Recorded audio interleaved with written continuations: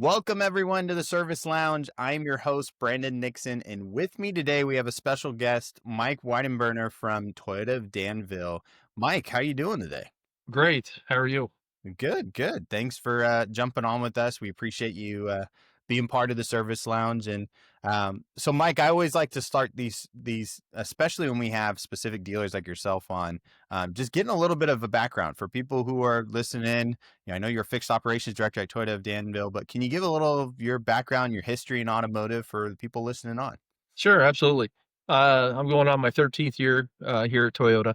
I Nice. I started out in sales, so I did business development for the store, sold cars, and then roughly about 3 years or so, 2.5, 3 years, I uh, I then got the opportunity to become a service manager, Okay. and went ahead and took it. At that time, I knew nothing about service, so I know how to manage people, but um, so I came back and been here ever since, and I got a good team around me that helps me, be successful, including our GM. Uh, Awesome. and then we acquired the Ford store, Ford of Tuscola, also a little while back, and I started doing that one as well, overseeing that N- store. So Nice, nice. How long ago did you guys acquire the Ford store? that was back in 14. 14. Okay. But we actually just started implementing Update Promise over there, uh, Okay. probably within the last year. Nice, nice. Well, it sounds like, you've been operating at the service department, at least where you're at, especially with Toyota, for quite some time. How many, if you don't mind, let's get the lay of the land of your store. How many advisors you got? How many technicians you got? Just so that people can kind of relate our conversations to your store. Sure, sure. I've got 3 advisors. Okay. I do have a shuttle driver that we actually a little unique. We dual that person that actually can serve as a porter slash service advisor Okay. type thing. So we get that fourth advisor when we really need it. I just recently hired a appointment coordinator. Okay. I do have a BDC person that handles the TLE type stuff for Toyota, Nice. the outbound or inbound and outbound calls. As far as technicians, we currently have 6 technicians. Uh, Okay. and then a couple parts people. So Nice, nice. So, one of the main topics I wanted to, go through today with you is really just understanding with your workflow at your dealership, some challenges that you're seeing, but also how you've been able to really motivate your team to execute the vision that you have, right?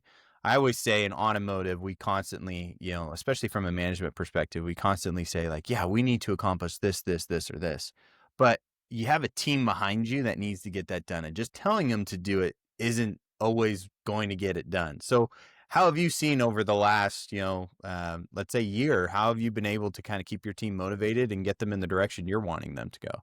sure. Well, I think huge is hands-on. I'm a hands-on manager, so I'm in my office, but I'm not in it most of the day. I'm usually either on the Okay. floor, whether it's in the service area or out in the shop. Um, so I try to lead by example on any type of questions that they have or a situation that they come up on. I like to empower my team. I always tell them to make a decision whether it's right, wrong, and different, we're I gonna love live it. by it, and we're gonna sit there, and if it's not right, then we'll talk about it. But, most of the time, they are okay to make a decision, get the customer taken care of as customer first, Yeah. and then go from there. So, but definitely hands-on has been good because also I get to see firsthand, instead of sitting back and trying to get, secondhand information, I get to see firsthand what they're going through and, uh, and see what the challenges are. I love that. There's too many times that, especially from management, it's like, all right, when they start giving you problems, if you're not hands on and you're not experiencing what they're experiencing, you just take what they tell you as truth, right? Exactly. Or you underestimate what's actually going on. So you being able to be in the drive, seeing that and experiencing it yourself, like I'm sure they respect you a lot more and follow your vision a lot more because you've done it. You're doing it right alongside with them, right? Sure, absolutely. Love it. Love it. So, one of the main topics I also wanted to talk about was regarding declined services. We've seen today that to be honest, a lot of stores aren't taking advantage of being able to capitalize on previous deferred services. And it's either whether it's through their tool or mainly it's just the process of getting advisors to properly put that in front of their customers, right? So how have you addressed that? Have you had similar struggles and what areas have you seen have been successful there?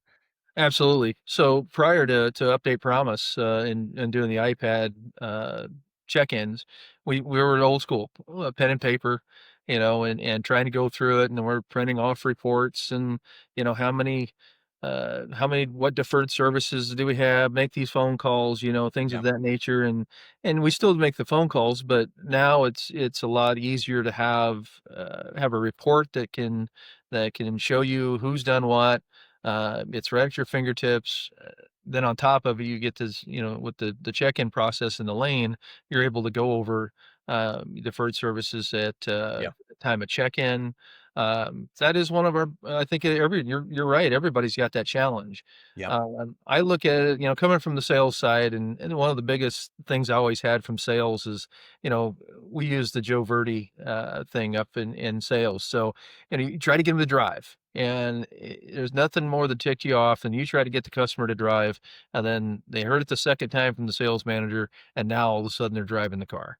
Yep. So I use that theory in the deferred service side. So at time of an appointment, you know, the steps of the sale are there. Use the steps, and if the customer hears it the first time at time of appointment, then you hear it again at check-in. You have a good opportunity to sell there. One, because they've been told twice, and Yep. then when you look at the third time, when the technician goes through the multi-point inspection, now they're hearing it actually a third time. So, if you're really good, you'll get something at check-in, and then you'll also get it on the MPI too. So Yep. that's ultimately the goal. I love it. Well, it shows if you're able to do that on a consistent basis, it shows everybody's on the same page, right? I can't tell you how many times I've personally been to a dealer and it's like, all right, one thing was recommended to me from the advisor, and then I got a different recommendation from the technician that completely is contradictory to what the advisor had told me, right? So, especially regarding deferred services, like we keep putting it there of like, hey, we've recommended this and you keep saying no, right? Eventually they're going to start going, all right, they truly believe I need to get this done. I'm going to get it done. Right. Right. So I love that. That's great. Have you seen, since I know you're in the process of getting more implementation and adoption there, but have you seen more take rates on declined services by doing that? Or, what sort of results have you seen so far? Yes, we have, and no lie, I mean, at the beginning, we struggled. I mean, there is no doubt, training with, a new process is like drinking from a fire hose. Yeah. We got so much going on, and then we had a little bit of turnover too. But we have definitely seen, an increase, of approvals, with the video inspection, Okay. also, with the deferred services of going through it. Um, Now it's just getting it 100% of the time, going through. And right now, if I had to say, we're probably looking at 45% of the time we're doing it. Okay. But our processes are pretty well, in shape there. We're really good at, vehicle check-ins, 96, 97%. Yeah. A lot of our numbers are very high. But the deferred services are the ones that, is Yeah. gonna feed your shop, and that's the key to it. So we're not where Well, I wanna be, but we're definitely seeing the uptick. well, you kind of hit that tipping point of great. You've hit that quantitative result of like high percentage of utilization either on check-in or on MPI on videos. Now it's the shift to quality, right? How can I dive into the details to get them to focus on certain areas so the customers feel and know that you're actually advising on those services there, right? So that's great. I love that like you're getting the comfortability of like now they're using it. Now let's start making sure they're doing it effectively, right? So Right. that's Right. awesome. Well, you mentioned videos, and videos is a huge conversation. We talk about it on the Service Lounge all the time. It's a huge conversation in the industry. It's a big buzz, and it's because of results. Stores are seeing results with videos.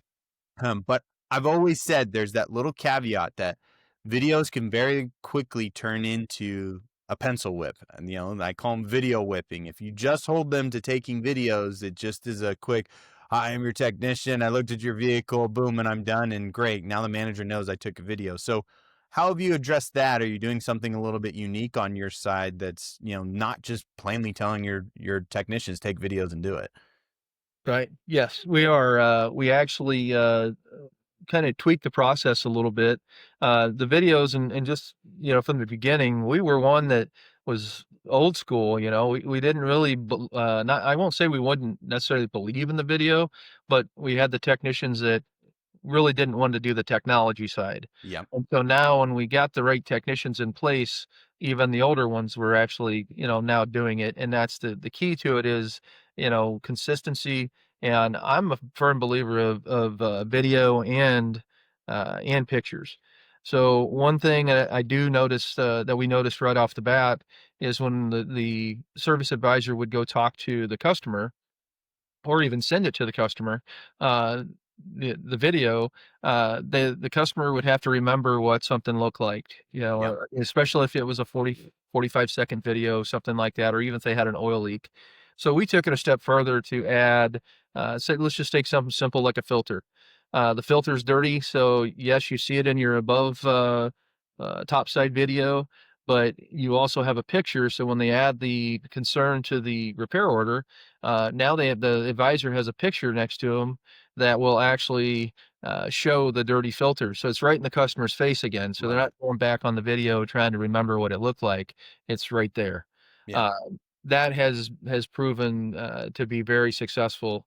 Because it saves time for one, and like I said, it's the transparency that is there that customers enjoy.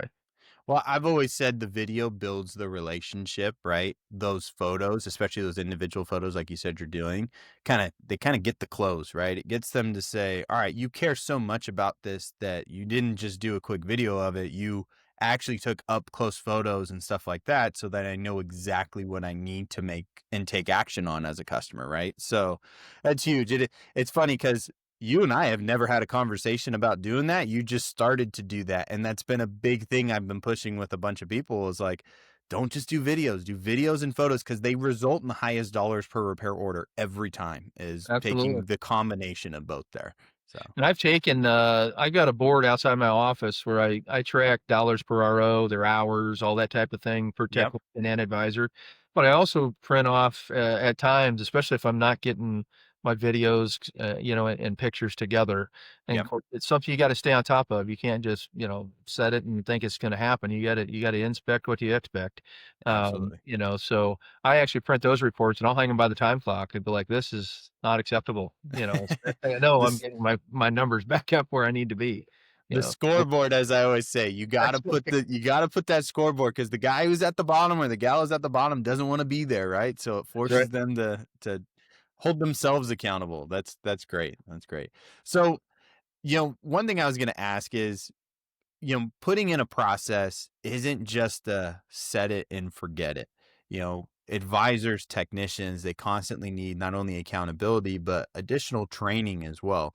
Have you put any specific initiatives at your store to like continue to train? Are there certain things you're doing, outside to make sure that your team is constantly up to speed? Because I think you mentioned earlier, you've got a younger team. How do you keep them motivated to continue to do that process? Sure.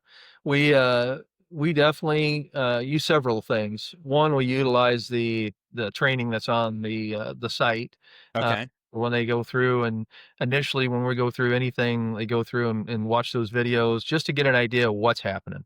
Okay. You may not understand it 100%, but at least you know what it looks like and you're Yep. familiar with it that way. The other thing that we do is try to get hands-on. I just hired a technician this week, and he's doesn't have his own iPad. He doesn't have nothing yet. He's working with another technician doing videos.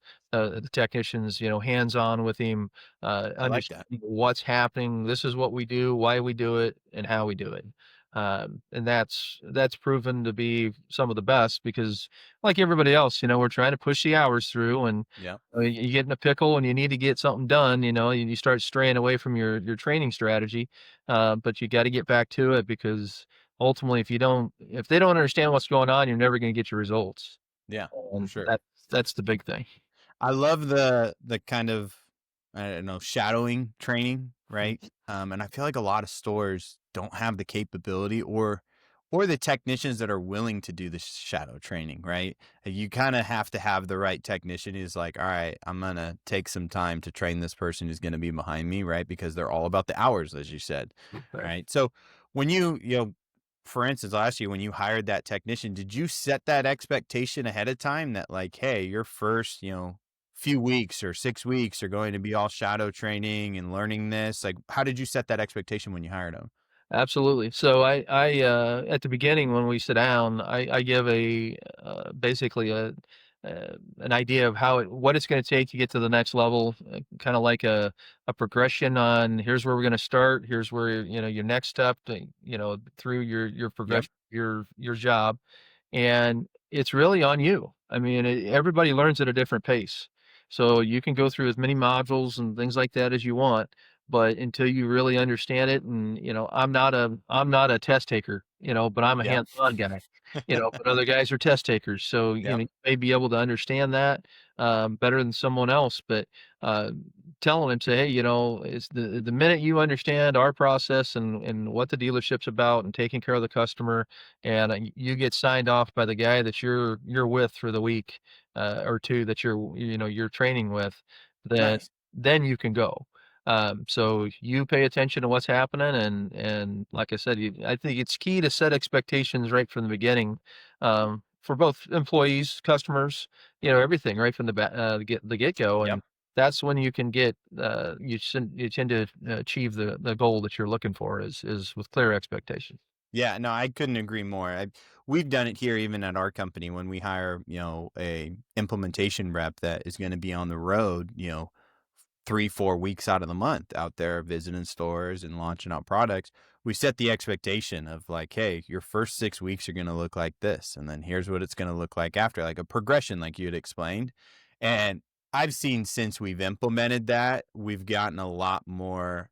I know exactly what I'm getting into, and I know Mhm. exactly what I need to do to get myself ready, right?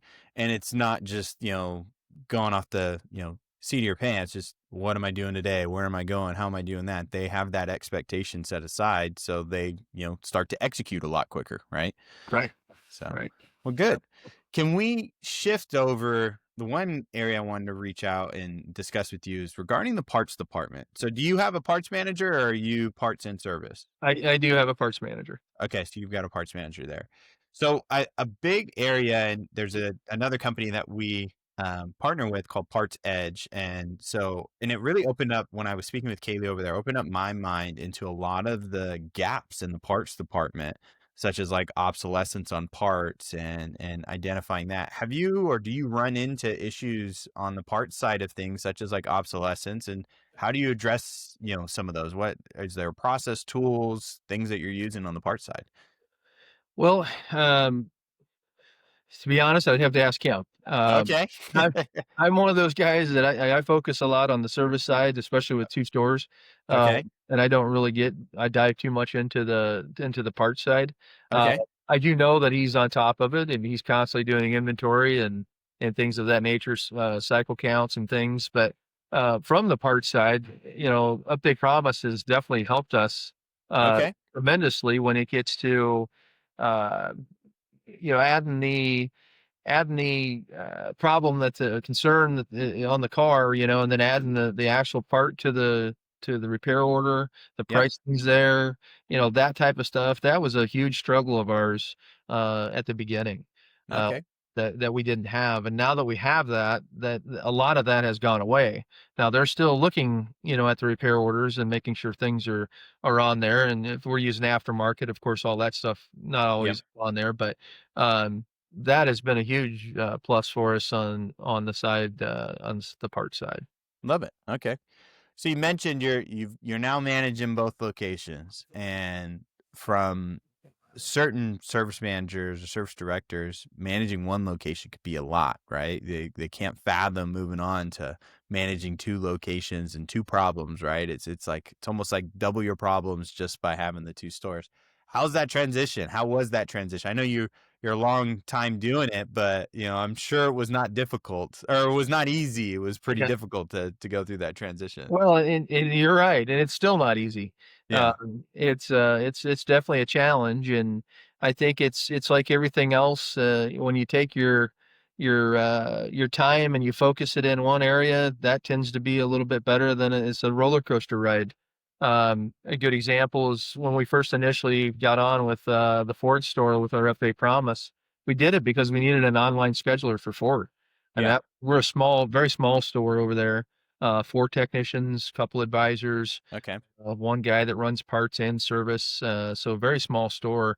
But they've taken it upon themselves to, grab the iPad for check-in and grab the iPad for Nice. inspections.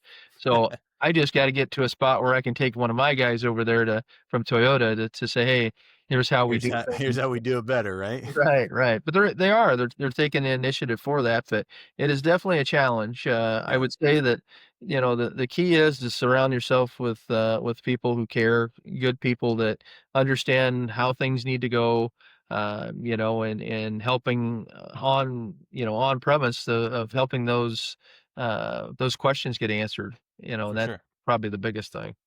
Love it. So you keep mentioning devices, and that's a question I should have asked you this before we even started this, but I'll ask you now. Your technicians, what sort of devices are they using for taking videos? Are they personal devices? Did you purchase devices for them? What does that look like? Yeah, we purchase devices, so Okay. everybody's got an iPad. Love it. So Okay. including from advisors to, technicians. Most of our technicians, before we got the iPads, we had laptops. Okay. So most of them have both. So, Okay. some like to go on and look at the history, on the iPad. Others like it to, go to Go to the the desktop and say, desktop and say, "Hey, this is more comfortable for me to look at," but, um, they all have an iPad. so, okay, so this brings me to my big question. I hear it in the industry all the time. Is it worth it to purchase devices like you have compared to probably before when you didn't purchase devices? Because a lot of stores will say is like, hey, it's a big investment for me to, especially if they're not doing videos or photos right now. It's like, well, all right, I'm not only implementing a new tool, but now I've got to invest into devices and things like that. What would you say? Worth it? Not worth it? What's been the benefits or the negatives throughout that? Sure. I'd have to say it was worth it. I think at the beginning, if you're gonna jump into a process like this, whether it's Update Promise or anything else that's out Yeah. there, you gotta commit to it. And until you can say 100% that you're committing, to it, then don't do it. Yeah. Because, we're ones for it. I mean, we did the scheduling, we did not do, the inspections, video Yep. inspections or anything like that, so we were dabbing our toe in the water in some of it, and then on the other side, we're beating our head against the wall with a piece of paper. So, I would say definitely worth it, just to let alone the customers that have made the comments of saying, "Wow, if I woulda known that oil leak was that bad, I Yeah. would've done that a long time ago." Yeah. Uh, and then they love the bill pay. We get a lot of, teachers and nurses, doctors, that type of thing, and we pick up all the time, and you send them a link, and they love the bill pay. They love, going over the phone and approving things. Yep. At the beginning, yes, it was a challenge because you have to educate them just like you gotta educate anything, Yep. but once you get that down and get that to that structure down and the customer understands it, it's great. I mean, they absolutely love it. Well, and it becomes part of the expectations, right? Because you've coached your customers over time. Here's the new change. Here's the new way. They love it. Now they're going, if I come back here and I don't have that sort of process, what's going on, right? Or if your technician doesn't do it, well, last time I got it, why don't I have it now, right? I think it's not only that you've coached the customers of what to expect so they're utilizing it, but now even your customers are holding your team accountable to that as well, right? Based off their Absolutely. expectations. So, Well, and I do know too, when you look at it, um, the customer's able to go back and look at their previous repair orders, and yeah. inspection. So it's actually holding your technician accountable too. So if he marks breaks in a 6, and this time it's an 8, it's like, how do they grow? You Yeah. know? Yeah, that holds accountability too on that side. I will say the only thing that I and I didn't do the research, but on the Yeah. iPad, the only struggle we've had with it is having some sort of lighting when we're trying Yep. to look underneath the car. That's the only thing, and a lot of them wear headlamps, Yep. that side or hold a little small flashlight next to it, but that's really the only thing, that we've had, a problem with, is just lighting, getting to see something. Well, that's a struggle in general, right? And I'm gonna dabble some information that's brand new, so people listening on don't know about it. You don't even know about it yet, but we're gonna be having an announcement towards the start of the year where, because if you think about it, I've got an iPad, which is great, taking those videos underneath, but I just took one hand away from that technician, right? How Mhm. can I allow those technicians to do that full inspection and have both hands free? One with the flashlight, one with the tire measure, or whatever it might be. So there's some new stuff that we're gonna have coming out that can help to alleviate some of that as well. So some exciting things that we'll be able to share with everyone. So Nice, looking forward to it. well, Mike, this has been great information. I appreciate you jumping on here, sharing your insight, people getting to listen. It's I always like having stores, especially stores about your size on, because I can't tell you how many stores around the nation are the same size as you that just are terrified to take the leap into changing the process like you've done, right? And it's not easy to do, but like you said, once you commit to it, you got to be all in and go for it, right? So for someone to hear the confidence from you, it goes a long way. It gets you'll never know how many managers will listen to this and go, you know what? If he can do it, I think I can go through the process of getting my technicians to take videos and get it out to the customer, or making sure they're presenting deferred services. So that's great. That's awesome. Yeah, absolutely. So last thing I'll ask you, any takeaways for the listeners listening in? Any takeaways, like final thoughts that, you have an idea for, somebody else who's listening on that you would like to give away and finish off with? Well, I'll jump on the video bandwagon. I mean, because we were reluctant to do it for a long time, and we were old school and just were not necessarily scared, but didn't really pull the trigger to go to that next level. Yep. And once we threw the papers away and got rid of the pens, and said, "Hey, let's do this." It's rewarding. I mean, it really is. I've sat in 20 group meetings, and heard it and all these other different things, and some of these stores are spending so much money doing other stuff, and you don't Yep. have to spend a ton of money, to get results. Do what you need to do, like you said, in our level store, we bought about 10 iPads and, invested in the program and just follow through with what your expectations are, and I think it'd be huge. I love it. I love it. Well, wealth of knowledge, coming out of this, I completely had a lot of takeaways here. So I appreciate you taking the time, Mike. We'll have to have you again on a future podcast and see where you're at probably a year from now and see what changes you got going on. So Absolutely. again, thank you so much, and thank you everybody to listen on, and hope everybody has a great rest of their day.